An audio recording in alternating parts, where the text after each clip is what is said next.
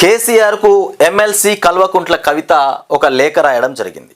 ఆ లేఖలో సంభాషణ అంతా ఏమున్నదంటే ఆ కేసీఆర్ వరంగల్లో రజతోత్సవ సభ ఏదైతే నిర్వహించిండో దానికి సంబంధించి అందులో ఉన్నటువంటి అంశాలు, వాళ్ళ ప్రజలు మాట్లాడుకుంటున్నటువంటి మాటల్ని మొత్తానికి లేఖలో కేసీఆర్కు తెలిపినటువంటి కవిత.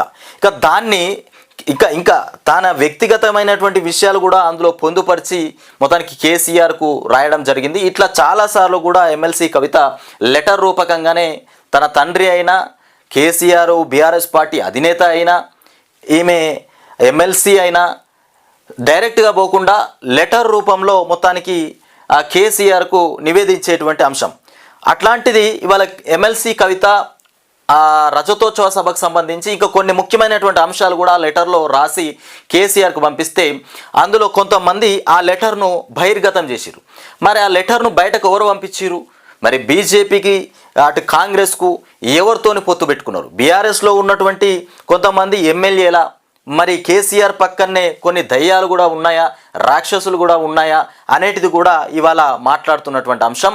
ఇకపోతే అసలు మరి కేసీఆర్ చుట్టూ కూడా ఏం జరుగుతూ ఉన్నది? మరి బీఆర్ఎస్లో అందరూ ఉన్న వాళ్ళంతా మా కుటుంబమే అని వీళ్ళు అనుకుంటారు, కానీ అందులో కోవట్లు కూడా ఉన్నారంట. మరి ఏ పార్టీకి కోవట్లు ఉన్నారా? అటు బీజేపీకి ఉన్నారా, ఇటు కాంగ్రెస్కు ఉన్నారా? మరి ఏ పార్టీకి కోవట్టుగా పనిచేస్తూ ఉన్నారు? మొత్తానికి లేఖ బహిర్గతం కావడంతో ఒక చర్చాంశనీయంగా మారిపోయింది రాష్ట్ర వ్యాప్తంగా కూడా. ఇక లేఖపైన కాంగ్రెస్ బీజేపీలది అత్యుత్సాహం. ఇక ఈ లేఖ ఏదైతే ఉందో ఈ లేఖకు సంబంధించి అతి ఉత్సాహాన్ని ప్రదర్శిస్తున్నాయి వీళ్ళ కాంగ్రెస్ బీజేపీ రెండు కూడా. ఆ పార్టీతో రాష్ట్రానికి ఒరిగేదేమీ లేదు, కేసీఆర్తోనే తెలంగాణ బాగుపడుతుంది, లేఖ రాయడంలో కొత్తేమీ లేదు.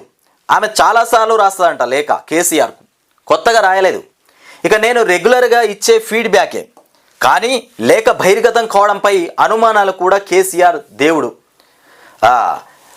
ఆ లేఖ ఏదైతే బహిర్గతమైందో ఇక అనుమానాలు వచ్చినాయి. మొత్తానికి కేసీఆర్ దేవుడే కానీ ఆయన పక్కన ఉన్న వాళ్ళు కొంతమంది దయ్యాల్లాగా పనిచేస్తూ ఉన్నారట.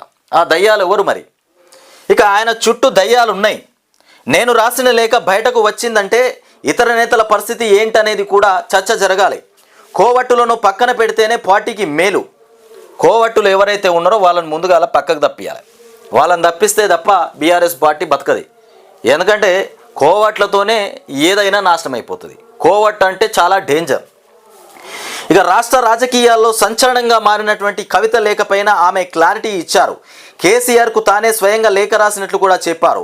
పార్టీ అధినేతకు లేఖ రాయడం కొత్తేమీ కాదని కూడా పార్టీకి సంబంధించి ఫీడ్బ్యాక్ ఇక రెగ్యులర్గా ఇస్తూనే ఉంటానని కూడా చెప్పారు.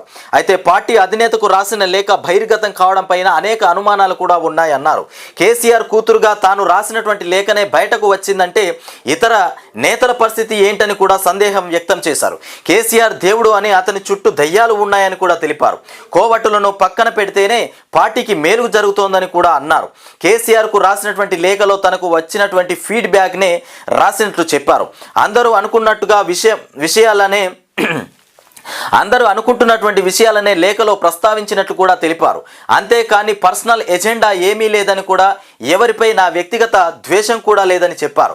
నేను మా నాయకుడికి రాసినటువంటి లేఖనే బహిర్గతం అయ్యిందంటే దాని వెనుక ఎవరు ఉన్నారనేది కూడా ఆలోచన చేయాలన్నారు. మొత్తానికి కుట్రలు కుతంత్రాలు జరుగుతున్నాయని కూడా నేను చెప్పిన కొద్ది రోజుల్లోనే కుట్రలు కుతంత్రాలు కూడా జరుగుతూ ఉన్నాయని చెప్పినాక కొద్ది రోజుల్లోనే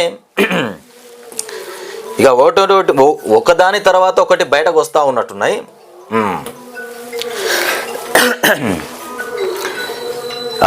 ఇక నేను అమెరికా వెళ్ళిన తర్వాత లేఖ బయటకు వచ్చిందన్నారు.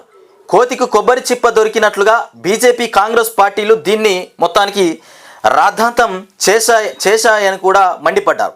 ఈ రెండు పార్టీలు తెలంగాణకు ఒరగబెట్టింది ఏమీ లేదని కూడా ఆ పార్టీలకు ఆల్టర్నేట్ కేసీఆర్ అన్నారు. కేసీఆర్ నాయకత్వంలోనే తెలంగాణ ముందుకు పోతుందని చెప్పినటువంటి అంశం. ఇక ఆయన నాయకత్వంలోనే బీఆర్ఎస్ పార్టీ కూడా ముందుకు పోతుందని బలంగా నమ్ముతున్నానని కూడా చెప్పారు. పార్టీలో ఉన్న చిన్న లోపాలపైన చర్చించుకొని ఇక సవరించుకుంటూ ఇక కోవట్టులను పక్కకు పెట్టుకుంటూ ముందుకు పోతే పార్టీ 10 కాలాలు పాటు చల్లగా ఉంటుందని కూడా మొత్తానికి భావన తెలిపి కోవట్లను ముందుగా పక్కకు పెట్టాలి. ఎందుకంటే కోవట్లే చాలా డేంజర్.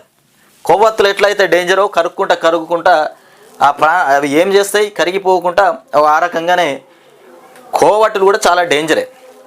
ఇక కొవ్వొత్తి ఏందో కానీ కోవట్స్ అయితే చాలా డేంజర్. వాళ్ళెవరో తక్షణమే గుర్తించి కేసీఆర్కి అయితే న్యాయం జరగాలి. ఎందుకంటే కేసీఆర్ను అలా కుటుంబాన్ని బీఆర్ఎస్ పార్టీని మొత్తం చెల్లా చెదురు చేయాలనేటువంటి ఆలోచన మీద మరి అందులో ఎవరున్నారయ్యా?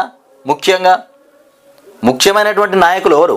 మరి కేసీఆర్ అయితే గుడ్డిగా నమ్ముతా ఉన్నాడు, అంతా కూడా నా కుటుంబ సభ్యులే అన్నట్టుగా అనుకుంటుండు.